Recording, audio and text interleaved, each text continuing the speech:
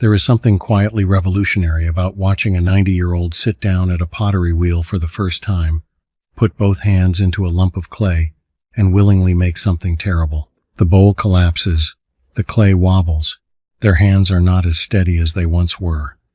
And instead of treating any of that as proof that life is over, they laugh, start again, and keep going. That may be one of the most important lessons about aging, happiness, and resilience that most people never learn. Because the real danger of getting older is not losing strength, speed, beauty, status, or even certainty. The real danger is deciding that your life has already happened.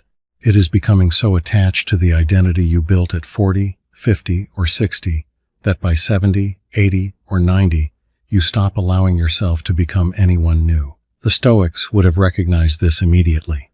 Marcus Aurelius spent much of his life reminding himself that everything changes, including us. Epictetus taught that freedom begins when we stop demanding control over things that were never ours to control.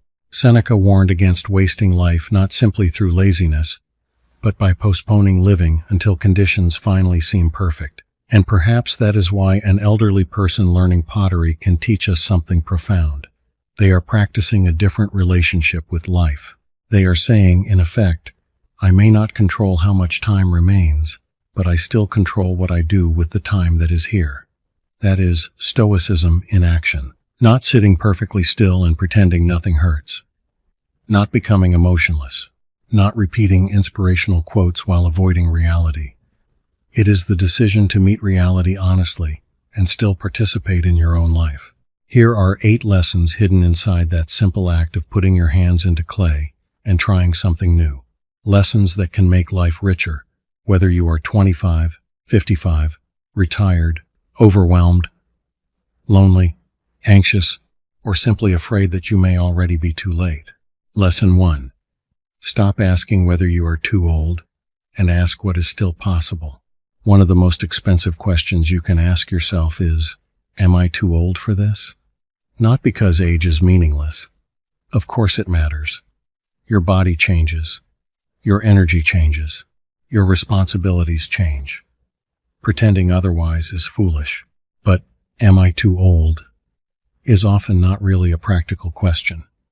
It is a request for permission to surrender before you have tested what is possible. Marcus Aurelius understood that life is always happening under imperfect conditions. He did not tell himself to wait until he felt completely ready. He repeatedly returned to a simpler question. What does this moment require of me now? That is the better question. Not, can I become 25 again? Not, can I guarantee success? But, given the person I am and the circumstances I have today, what is still available to me? A 90-year-old taking pottery classes cannot control whether their hands ache. They cannot control the years behind them. They cannot control whether other people think the hobby is practical. But they can show up on Tuesday afternoon. They can center the clay. They can learn one new movement. They can make one ugly cup. That is enough. And the same principle applies to you. Maybe you are thinking about changing careers at 50. Maybe you want to learn piano after decades of telling yourself you are not musical.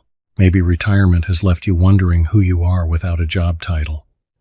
Maybe your children are grown and you suddenly realize that the role you spent 30 years performing is no longer the entire shape of your life. Do not begin by asking whether the new chapter will be perfect. Ask what the next page requires. The Stoic move is always toward the part you can actually govern. You cannot govern the calendar. You cannot negotiate with the past. You cannot force other people to admire your choices. But you can decide whether today contains one deliberate act of living. And that is how a new life begins, not with certainty, but with participation. Lesson 2. Become willing to be a beginner again. Most adults do not avoid new things because they lack intelligence. They avoid them because they hate looking incompetent. Children have an advantage here. A child learning to draw does not spend the first hour worrying about whether the drawing proves they are a serious artist. They draw badly because drawing badly is part of learning to draw. Adults complicate this. We build identities around competence. We become the manager, the parent, the expert, the reliable one, the person who knows what they are doing. Then eventually we become trapped by that identity. We would rather do nothing than be seen doing something badly. Epictetus would have found this attachment dangerous because it gives other people far too much power over your behavior. The moment embarrassment becomes unbearable, strangers can control your life simply by having opinions. Think about the person who wants to join a dance class but imagines everyone watching. Or the retired executive who would love to take a painting course but feels ridiculous sitting beside beginners. Or the middle-aged man who wants to learn yoga but spends years saying he is not flexible enough. Of course you are not flexible enough. That is why you are considering yoga. The beginner's position is uncomfortable because it threatens the ego, but it also restores something essential: curiosity. A person learning pottery at 90 has already accepted a truth that many highly accomplished people never do. You do not have to be good at something for it to be worth doing. You can make something simply because making it changes you. So, try this. Choose one area of your life where you have been refusing to begin because you cannot guarantee that you will look competent. Then, deliberately lower the standard. Your goal is not mastery. Your goal is attendance. Give yourself permission to be the least experienced person in the room. Ask the obvious question. Make the clumsy attempt. Let the first version be embarrassing if it has to be. Seneca spent much of his writing reminding people that time is limited. When you understand that deeply, protecting your image starts to look like a very strange use of the years you have.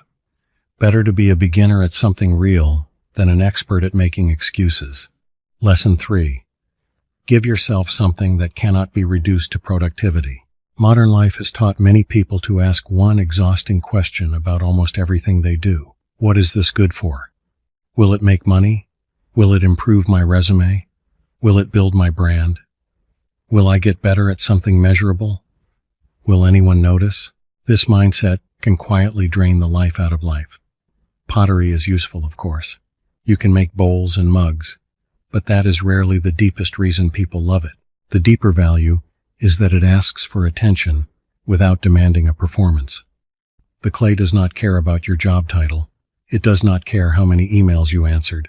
It does not care whether you had a productive quarter. You have to be present. Marcus Aurelius repeatedly brought himself back to the work directly in front of him, not because every task was glamorous, but because scattering your mind across everything you cannot control is a reliable way to lose the only life you actually possess.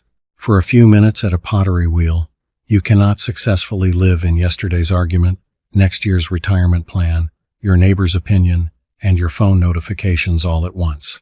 The clay gives immediate feedback. Too much pressure and it collapses. Too little attention and it drifts.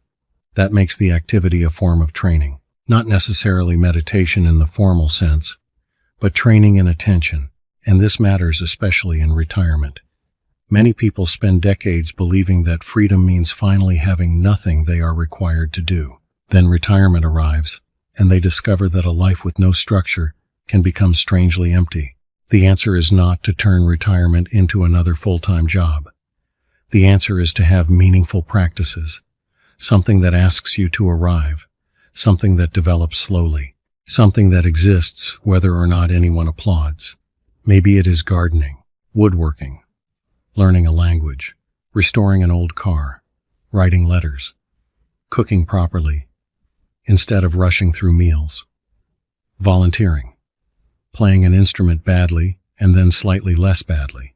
Do not ask only whether an activity is productive. Ask whether it makes you more awake. That is a far better return on your time. Lesson 4. Your body may change, but your ability to practice courage does not retire. Aging forces a confrontation with reality that younger people often postpone. Your body is not completely under your command. Neither is your health. Neither is your energy. Neither is the amount of time you have left. Epictetus began his philosophy with a distinction that remains brutally useful. Some things are up to us, and some things are not. Much of human misery comes from refusing to respect that boundary. You may spend years fighting the fact that your knees are weaker, that you need more rest, that you cannot work at the pace you once did, or that certain doors have closed permanently. But acceptance is not defeat. In Stoic terms, acceptance is where intelligent action begins. The 90-year-old who learns pottery is not defeating age. They are adapting to reality. Perhaps they can no longer run marathons. Fine. That fact is real, but it does not automatically follow that they can no longer learn, create, laugh, connect, or surprise themselves. The body may narrow certain options while leaving others untouched. Courage still belongs to you. Patience still belongs to you. Kindness still belongs to you. The ability to begin again still belongs to you. This is important because people often make a subtle mistake when one part of life changes. They assume the entire identity must disappear with it. You are no longer the athlete, so you stop moving. You are no longer employed, so you stop contributing. You are no longer raising children, so you stop nurturing. You are no longer young, so you stop experimenting. But identity is not supposed to be a prison sentence. When circumstances change, your virtues can take a new form. The disciplined runner may become the disciplined gardener. The successful manager may become a generous mentor. The parent with an empty house may become a person with deeper friendships. The answer is not to recreate the old life exactly. It is to find a new form for the same human strengths. That is resilience. Lesson 5. Stop waiting for other people to approve of your next chapter.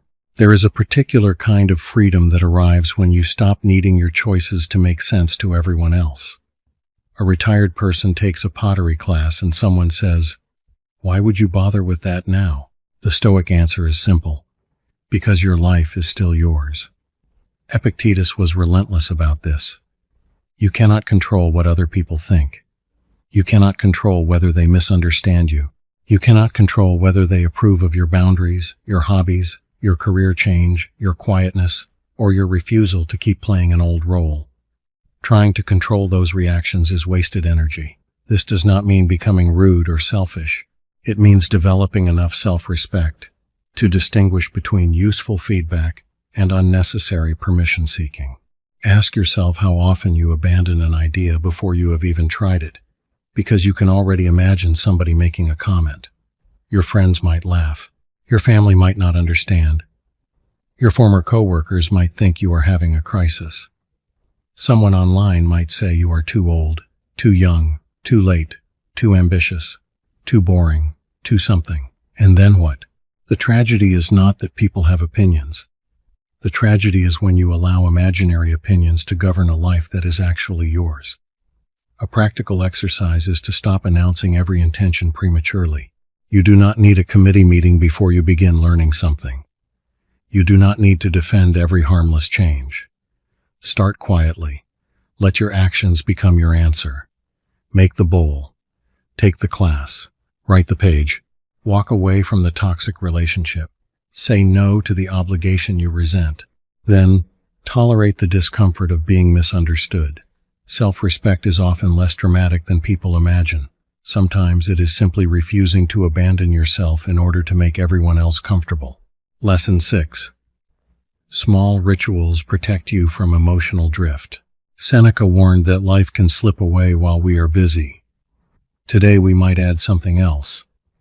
Life can slip away while we are distracted, especially after a major transition: retirement, divorce, bereavement, children leaving home, moving to a new city, losing a long-held role. When the old structure disappears, people often tell themselves they will simply figure it out. But without some deliberate rhythm, days can start blending together. You wake up late, scroll for an hour, watch the news, feel anxious, avoid calling anyone, promise yourself tomorrow will be different, then repeat. A pottery class may seem insignificant compared with the emotional weight of a major life transition, but its power is partly structural.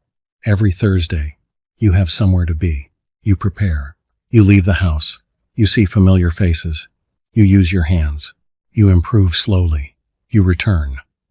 The Stoics understood the importance of practice. Character is not built in one heroic decision. It is shaped through repeated actions. So create a few anchors in your week. Not a punishing schedule, not a productivity machine. Anchors: a morning walk, a weekly class, a standing lunch with a friend, an hour without your phone, a creative practice, a volunteer commitment, a regular time when you learn something difficult. These rituals reduce the number of moments when your mood has to decide what happens next, and that is crucial. If you wait to feel motivated, anxiety and inertia will often win the vote. Discipline is not always about forcing yourself into misery. Often, it is simply arranging your life so that your better intentions have a place to land. Lesson 7. Meaning often returns when you become useful without needing to be important. One of the strange problems of modern adulthood is that many people confuse being important with being valuable. They are not the same thing. A person may leave a prestigious career and suddenly feel invisible. The meetings stop, the calls slow down, nobody needs their approval anymore. And if your identity was built entirely around being needed in a particular way, that silence can feel devastating. But Stoicism points towards something more durable than status: service to the human community. You do not need to be important to be useful. The person in a pottery class who helps a new student understand the wheel is useful.